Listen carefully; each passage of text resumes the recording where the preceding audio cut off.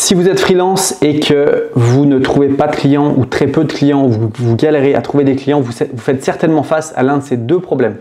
Il y a soit un problème dans votre offre ou votre positionnement, ou peut-être même, encore une fois, dans les deux. Le problème, c'est que quand on est freelance, on ne prend pas assez de temps sur le fait de bosser sur notre offre, mais pas assez de temps non plus de bosser sur notre positionnement. C'est-à-dire qu'est-ce qu'on fait, comment on le fait, pour qui on le fait. C'est hyper important parce qu'encore une fois, c'est pas parce qu'on se dit ouais, je vends, je sais pas, de l'email marketing ou je vends du copywriting, des pages de vente que voilà, j'ai mon positionnement. Non, loin de là. Encore une fois, c'est hyper important de réfléchir à ce positionnement, de réfléchir à qui on vend ce service, pourquoi on vend ce service, quel problème il résout, comment il le résout, c'est hyper important. Donc si c'est votre offre, je vous laisse regarder sur ma chaîne YouTube, j'ai fait plein de vidéos sur comment créer une offre irrésistible, enfin vraiment sur le fait de créer une offre, vous pouvez aller voir des vidéos. Mais le problème, si ça vient de votre positionnement, vous devez savoir une chose.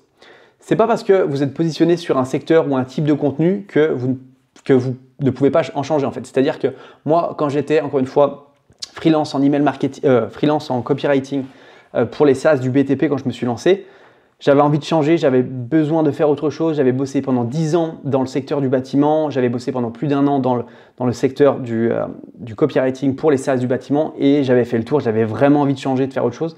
Et en fait, j'avais extrêmement peur de changer de positionnement. J'avais peur de changer de niche, j'avais peur de changer de tout ça et je me suis dit ouais, mais si je change, comment les gens vont voir ça, qu'est-ce qu'ils vont penser? Ils vont penser que je suis un vagabond, que je sais pas ce que je veux, que j'ai peut-être pas assez de clients alors que je change, voilà. Enfin, voilà, je me faisais plein d'idées reçues et en fait, c'était une grosse erreur. Un positionnement marketing, ça bouge, c'est malléable. Vraiment, c'est ce qu'il faut se dire, c'est que c'est pas fixé, c'est pas gravé dans le marbre. Si vous n'osez pas changer votre positionnement, c'est peut-être pour une raison qui est encore une fois beaucoup plus profonde que ça. C'est peut-être que ce que je vous disais à l'instant, c'est que la plupart des freelances, oui, ont peur de changer de positionnement, même si leur activité ne décolle pas. Et ça, c'est triste pour deux choses. La première, c'est qu'ils ne veulent pas se rendre à l'évidence qu'il y a un gros souci en fait dans leur positionnement et en fait leur offre, elle n'est pas du tout irrésistible. Donc forcément, s'ils ont un positionnement qui n'est pas clair, c'est hyper compliqué de créer une offre irrésistible en fait. L'un ne va pas sans l'autre.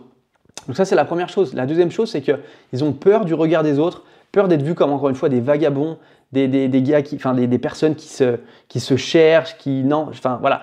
Si je dis ça, c'est parce que moi, je l'ai vécu. Hein. Vraiment, j'avais peur de changer de positionnement. Ça me faisait flipper. Je dis, ouais, mais ils vont penser quoi sur LinkedIn? Je vais changer mon positionnement. Les gens vont me regarder et tout. Et en fait, je me suis rendu compte que non, les gens, ils n'en ont rien à faire de nous. Les gens, ils regardent que leur nombril. Et en fait, c'est OK.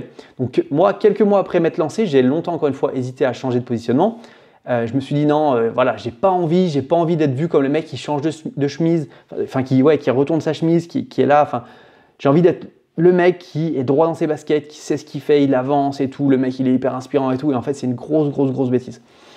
Donc, encore une fois, après avoir pris mon courage à deux mains, juste après avoir voulu faire ce repositionnement, je me suis rendu compte vraiment que personne n'en avait rien à faire. Mais vraiment, il n'y a pas une personne qui m'a dit mais tu changes de positionnement, mais t'as pas honte ou ah ouais, putain, tu dois galérer, c'est pour ça que tu changes. Enfin, vraiment pas du tout. C'était vraiment des idées reçues que j'avais.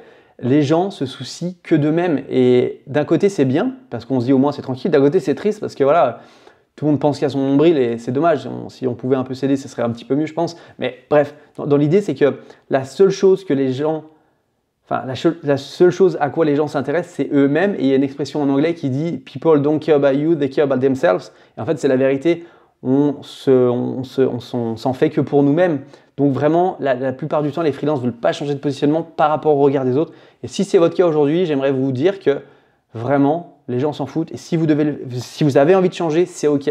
C'est pas parce qu'aujourd'hui, vous vendez des services dans, je sais pas… pour les personnes dans la parentalité, que demain vous ne pouvez pas faire autre chose. C'est OK en fait, c'est vraiment OK. Donc voilà, encore une fois, si vous avez envie de le faire, faites-le.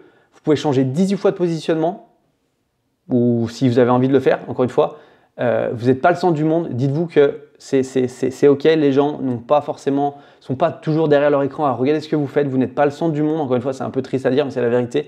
Vous n'êtes pas le centre du monde. Chacun regarde son propre nombril, donc la preuve, moi je l'ai fait plusieurs fois.